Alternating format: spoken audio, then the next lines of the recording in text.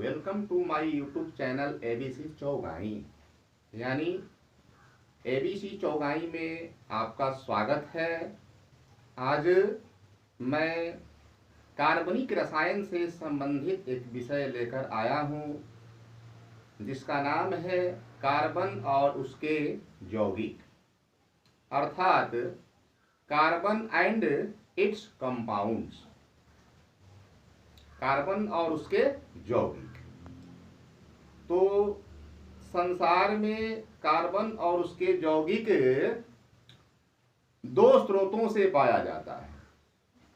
पहला स्रोत है प्राणी जगत या जंतु जगत, इसे एनिमल किंगडम के नाम से जाना जाता है, और दूसरा है वनस्पति जगत अर्थात प्लांट किंगडम। हमारा संसार भी दो भागों में बटा हुआ है। सबसे पहले वनस्पतियों का निर्माण हुआ, तत्पश्चात जीवों का निर्माण हुआ। इस प्रकार से पूरा विश्व दो भागों में विभक्त है। पहला जंतु जगत या प्राणी जगत, दूसरा वनस्पति जगत या पादप जगत, प्लांट किंगडम। तो आइए देखिए इसके विषय में कार्बन एवं उसके यौगिक। प्रकृति में ये जो हम चारों तरफ का आवरण देख रहे हैं, ये सब के सब प्रकृति है। इसे नेचर कहा जाता है, इसे प्रकृति ने ही बनाया है। और जितने भी हरे भरे पेड़ पौधे, जमीन पर चलने वाले जीव, मनुष्य, गाय भैंस, हाथी घोड़ा, जंगली जानवर, आकाश में उड़ने वाले पंछी, ये सब के सब जंतु जगत के अंतर्गत आते हैं। और जितने हरे भरे पेड़ हैं, पौधे हैं, छोटे बड़े जो दिखाई देते हैं, ये सब के सब वनस्पति जगत हैं। और ये सभी के सभी कार्बन इससे पाए जाते हैं। तो यहां भी मैंने लिखा है कि प्रकृति में कार्बन और उसके यौगिक प्रचुर मात्रा में पाए जाते हैं। इनके स्रोत भी हैं क्या? प्राणी जगत या जंतु जगत यानी कि एनिमल किंगडम, और दूसरा वनस्पति जगत यानी कि प्लांट किंगडम। यही उल्लेखनीय है। इसको मैंने दो भागों में यहां विभक्त कर दिया है। एक प्राणी जगत या जंतु जगत, दोनों का इंग्लिश एक ही होगा, एनिमल किंगडम। वनस्पति जगत या पादप जगत, इसका भी अंग्रेजी यही होगा, प्लांट किंगडम। अब देखिए कि प्राणी जगत से हम या जंतु जगत से कार्बन को किस रूप में प्राप्त करते हैं। तो हम प्राणी जगत से कार्बन को और उसके यौगिक को वसा के रूप में, प्रोटीन के रूप में, यूरिया के रूप में प्राप्त करते हैं। और वनस्पति जगत से या पादप जगत से हम कार्बोहाइड्रेट के रूप में, वसा अम्ल के रूप में, वनस्पति तेल के रूप में प्राप्त करते हैं। हमारा पूरा संसार प्राचीन रासायनिक पद्धति के अनुसार कोई भी जीव, चाहे पादप जीव हो या जंतु जीव हो, उन सभी का निर्माण 5 प्रकार के पंच तत्वों से हुआ है, जो कि पहले के क्लास में मैंने चर्चा किया है। और ये महर्षि कणाद, महर्षि वाल्मीकि और रामचरितमानस आदि में भी इसका वर्णन उल्लेखनीय है। और आधुनिक युग के वैज्ञानिकों ने भी इसे माना है।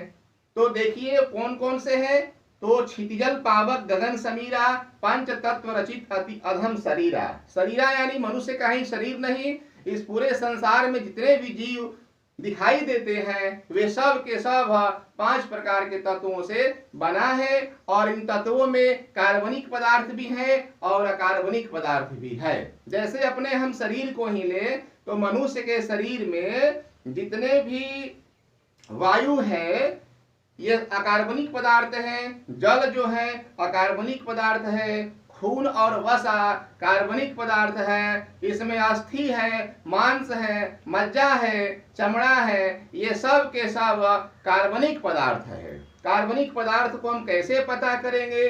तो कार्बनिक पदार्थ में यदि हम आग लगाते हैं और जल करके पूरा नष्ट हो जाता है, थोड़ा सा अवक्षेप राख के रूप में, ऑक्साइड के रूप में बचता है, तो समझे यह कार्बनिक पदार्थ है।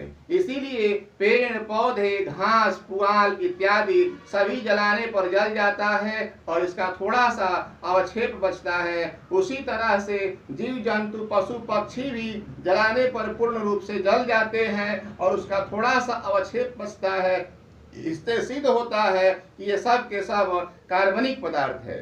यानी कार्बन वायु की उपस्थिति में जल करके उसके ऑक्साइड बनाता है और कार्बन बहुत सारे यौगिकों का निर्माण करता है।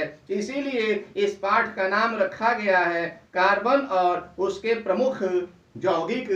तो वनस्पति जगत और जंतु जगत में बहुत सारे वस्तुओं का अध्ययन करना है। जैसे हम जो भोजन करते हैं, कार्बोहाइड्रेट, चावल, गेहूं आदि, दलहन, तेलहन पदार्थ, ये सब के सब कार्बन के ही प्रमुख यौगिक है। और इसके बाद जो हम खेतों में उर्वरक के रूप में यूरिया का प्रयोग करते हैं, ये सब के सब कार्बनिक पदार्थ ही है। वसा का प्रयोग करते हैं, प्रोटीन का प्रयोग करते हैं, कार्बोहाइड्रेट हम खाते हैं, वसा अम्ल का प्रयोग करते हैं, वनस्पति तेल का प्रयोग करते हैं, ये सभी के सभी कार्बनिक पदार्थ ही हैं। यहाँ तक से कि औषधि के क्षेत्र में भी जो हम दवाओं का प्रयोग करते हैं, खेतों में कीटाणुनाशक के रूप में दवाइयों का इस्तेमाल करते हैं, वे सब के सब कार्बनिक पदार्थ हैं। यानी हमारे दैनिक जीवन में कार्बन एक अत्यधिक महत्वपूर्ण तत्व है और उसके यौगिक का प्रयोग सभी करते हैं। तो इस प्रकार से अभी मैंने कार्बन और उसके यौगिक के प्रमुख स्रोतों का वर्णन किया। अब मैं बताऊंगा कि कार्बन की क्या विशेषताएं हैं। अब देखिए, अब कार्बन की क्या क्या विशेषताएं हैं वो मैं बता रहा हूं। तो कार्बन के प्रमुख विशेषताएं निम्नलिखित हैं। देखिए, कार्बन में कुछ विशिष्ट गुण होते हैं, उन्हीं गुण के कारण इसमें विशेषताएं होती हैं। तो सबसे पहले मैं ये बतलाना चाहता हूं कि कार्बन ही एक ऐसा तत्व है, कार्बन ही एक ऐसा परमाणु है जो अन्य तत्वों और परमाणुओं के साथ लंबी लंबी श्रृंखलाएं बनाता है और श्रृंखला खुली श्रृंखला के रूप में, बंद श्रृंखला के रूप में या शाखायुक्त श्रृंखला के रूप में बनता है। ऐसी श्रृंखला खुली श्रृंखला, बंद श्रृंखला या शाखायुक्त श्रृंखला कहलाता है। देखिए, ये क्या है? तो खुली श्रृंखला है। श्रृंखला यानी कि चेन, एक दूसरे से जुड़ना, श्रृंखला, ये खुली श्रृंखला है। और ये जो है शाखा युक्त श्रृंखला है, शाखा युक्त श्रृंखला। और ये बंद श्रृंखला है, यानी कि क्लोज्ड चेन, बंद श्रृंखला है। इसके बारे में आगे भी मैं बताऊंगा। अभी मैं यहाँ संक्षिप्त बतला रहा हूं कि कार्बन की क्या विशेषताएं हैं। तो कार्बन की यही विशेषताएं हैं। तो कार्बन अन्य तत्वों या परमाणुओं के साथ लंबी लंबी श्रृंखलाएं बनाता है और ये श्रृंखला खुली श्रृंखला या बंद श्रृंखला या शाखा युक्त श्रृंखला कहलाती है। इसके बाद कार्बन ही एक ऐसा तत्व है जो विद्युत धनात्मक और विद्युत ऋणात्मक दोनों तत्वों से अभिक्रिया करता है। जब यह विद्युत धनात्मक तत्व से अभिक्रिया करता है तो ऋणात्मक हो जाता है और ऋणात्मक तत्वों से अभिक्रिया करता है तो धनात्मक हो जाता है। इस प्रकार से प्रकृति में कार्बन ही एक ऐसा तत्व है जो विद्युत धनात्मक एवं विद्युत ऋणात्मक दोनों प्रकार के तत्वों से अभिक्रिया करता है। तो ये सब कार्बन की विशेषता है। ठीक है, अब मैं बताऊंगा कि कार्बन एक सार्वभौमिक तत्व है कैसे। क्योंकि कार्बन ही संसार में एक ऐसा पदार्थ है जो अधिकतम 5 लाख से भी अधिक यौगिकों का निर्माण आज तक से कर चुका है और विभिन्न प्रकार के यौगिक आसानी से बना लेता है। इस प्रकार कार्बन एक सार्वभौमिक तत्व है, वो मैं बताऊंगा कैसे। अब मैं बताऊंगा कार्बन एक सार्वभौमिक तत्व है कैसे? Carbon is a universal element. अब देखिए, प्रकृति में कार्बन के यौगिक व्यापक रूप में फैले हुए हैं, प्रसारित है। सभी तत्वों के यौगिकों की कुल संख्याओं से कार्बन के यौगिकों की कुल संख्या बहुत अधिक है। यानी कार्बन के कुल यौगिकों की संख्या 5 लाख से भी अधिक है, जबकि अन्य तत्वों के यौगिकों की कुल संख्या 50,000 के करीब है। इसके अतिरिक्त कार्बन प्राणी जगत और वनस्पति जगत, दोनों जगत में बहुतायत मात्रा में पाए जाते हैं। ये विभिन्न रूपों में पाए जाते हैं। हमारे शरीर में भी कार्बन विद्यमान है। इसके अतिरिक्त लकड़ी, कागज, कोयला, पेट्रोलियम, किरोसिन, कपड़ा, संश्लिष्ट तंतु आदि में कार्बन बहुतायत मात्रा में पाए जाते हैं और उसके यौगिक भी पाए जाते हैं। अतः इन्हीं उपयुक्त कारणों के कारण कार्बन एक सार्वभौमिक तत्व है। अतः हम कह सकते हैं कि संसार में कार्बन के अलावा कोई ऐसा तत्व नहीं है जो बहुत अधिक यौगिकों की रचना करता है। सिर्फ इकलौता कार्बन ही एक ऐसा तत्व है जो बहुत सारे यौगिकों का निर्माण करता है। अब मैं बताऊंगा कि कार्बन ही क्यों अत्यधिक यौगिकों की रचना करता है। तो इसका कारण यह है कि कार्बन अन्य तत्वों या परमाणुओं के साथ लंबी लंबी श्रृंखलाएं बनाता है और इन श्रृंखलाओं के बनाने के कारण कार्बन अत्यधिक यौगिकों की रचना करता है। दूसरा कारण है ये कि कार्बन ही एक ऐसा तत्व है जो विद्युत धनात्मक और विद्युत ऋणात्मक दोनों प्रकार के तत्वों से आसानी से अभिक्रिया करके यौगिकों का निर्माण करता है। इसके बाद कार्बन के यौगिकों में भी समावयवता पाई जाती है, यानी अणु सूत्र एक ही रहते हैं और उसके संरचना विभिन्न प्रकार के होते हैं। इस तरह से हम इन्हीं कारणों से कह सकते हैं कि कार्बन अत्यधिक यौगिकों की रचना करता है। इसके प्रमुख 3 कारण हैं। पहला कारण है कि लंबी लंबी श्रृंखला बनाता है। कार्बन खुले श्रृंखला बनाता है, बंद श्रृंखला बनाता है, शाखायुक्त श्रृंखला बनाता है। कार्बन में एक विलक्षण गुण होता है, ये धनात्मक और ऋणात्मक दोनों प्रकार के तत्वों से अभिक्रिया करके यौगिक बनाता है। कार्बन के यौगिकों में समावयवता पाई जाती है। इस प्रकार हम कह सकते हैं कि कार्बन अत्यधिक यौगिकों की रचना करता है। अब यहाँ एक प्रश्न आया कि समावयवता क्या है। तो समावयवता एक ऐसी घटना है जिसमें कार्बनिक यौगिक के अणु सूत्र एक ही होते हैं पर उसके संरचना सूत्र अलग अलग होते हैं। तो इस प्रकार इस घटना को समावयवता कहा जाता है। अब ये भी मैं बता रहा हूं कि कार्बन एक सहसंयोजी यौगिक है। कार्बन एक सहसंयोजी यौगिक है। इसके बाह्यतम कक्षा में 4 इलेक्ट्रॉन है। आवर्त सारणी के ये पहला तत्व है कि इसके बाह्यतम कक्षा में 4 इलेक्ट्रॉन है और यही इसी कारण से ये धनात्मक और ऋणात्मक दोनों प्रकार के तत्वों से रचना करता है। कार्बन एक सहसंयोजी तत्व है। कैसे? तो इस पर देखिए चर्चा। तो कार्बन की परमाणु संख्या 6 होती है। इसके बाह्यतम कक्षा में 4 इलेक्ट्रॉन है।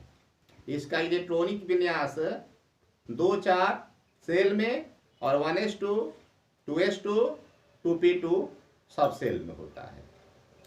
कार्बन यदि इलेक्ट्रॉन त्याग करता है